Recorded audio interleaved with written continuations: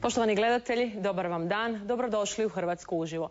Kao što možete i pretpostaviti, malo kasnije zaigrat ćemo pikado i to s dijelom hrvatske reprezentacije koja se vratila s prvenstva Europe ovjenčana medaljama.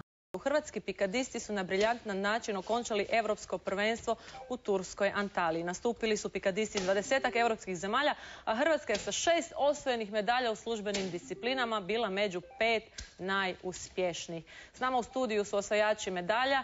Evo upravo gađa Nevenka Šalat-Franičević, članica ženske reprezentacije. S njom je i Matija Gazibara, juniorski prvak Europe. Evo vidite kako im dobro ide, zato jesu osvojili toliko medalja.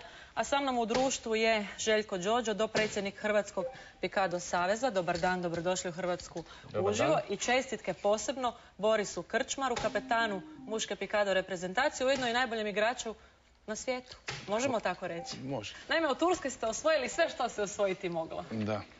Koliko je to medalja? Osvojili smo 6 službenih medalja, 6 zlata. Ja sam postao prvak Europe sa reprezentacijom. To je naša 4. uzastopna pobjeda. Prvak Europe pojedinačno. Vice prvak Europe sa ekipom. Ekipnom. Veliki je to uspjeh. 20-ak zemalja. Tko vam je bio najteži protivnik? Pa reprezentacija Češke, Njemačke, Slovačke, Rusije. To su jedno od 4 najjačih u Europi. I čula sam posebno je bilo dramatično u polufinalu. Pa bilo je dramatično, bilo je par dramatičnih trenutaka, ali u polufinalu posebno da. Bilo je 2:2 i protivnik je bio na izlazu. Ja sam bio na 167 i izašao sam na 167. Uspjeli ste. Kako ste to uspjeli? Pogodio sam 3x19, 3x20 i crveni bul. To je jedan od najtežih izlaza. Ali bilo je posebno težina ta što je bilo to polufinale i bilo je 2:2 koji izađe, to ide dalje.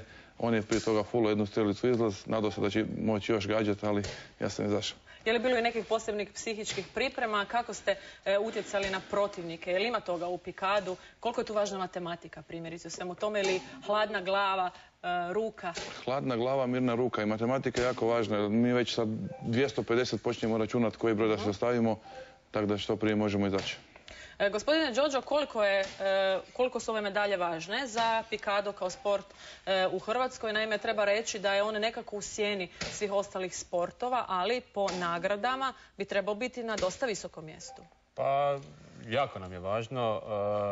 Posebno stoga što, kao što ste rekli, pikado još je neafirmiran sport u smislu da nije toliko priznat i cijenjen kao ostali sportovi, ali pikado svakako ima budućnost. Dakle, to je jedan urbani sport kojim vjerujem da i gledatelji, svako od njih je barem jednom probao baciti strelice prema aparatu i znaju što je to i znači to je nešto što im je blisko, za razliku od nekih sportova poput, ne znam sad, da se niko ne uvrijedi, mačevanja kojim se nikad niko nije bavio. Ali kako to onda odvojiti? Evo vi ste rekli, poznajem dosta građana koji imaju kod kuće viseći pikado. Jesu li onda i oni igrači pikada ili koliko treba da postanu? Dakle, profesionalci, možemo li tu govoriti? Dakle, kakva je ta granica? Svi koji igraju su normalno igrači pikada, ali normalno da postoje natjecanja službena u pikadu. Dakle, Hrvatski pikado savez ima 2500 registriranih igrača, što je za jedan, ajde uvjetno, mali sport užasno velika brojka. Znači, ljudi vole pikado, ljudi se vole natjecati u pikadu, tu je strašno izražen taj natjecateljski motiv. I u ovom smislu što sam rekao, sigurno je da je sport budućnosti sport koji se razvija, koji je tek sad, znači osnovana je svjetska federacija, mnoge zemlje se priključuju, natjecanja su sve brojnije, kvalitetnija i to je sigurno jedna svjetla budućnost i perspektiva, a u tom pogledu i ovih 6 medalja užasno jako nam znače. Ja bih samo iskoristio priliku spomenuti članove reprezentacije koja je 4. godinu za redom prvak Europe.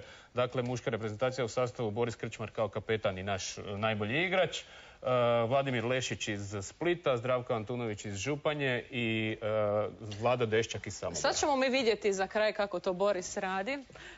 Može li Boris, a gdje su nam strelice? Može li Boris pobijediti voditeljicu Hrvatske uživo? Ipak ja prva. Nam imaju prednost. Pa 3 puta. Tri strelice.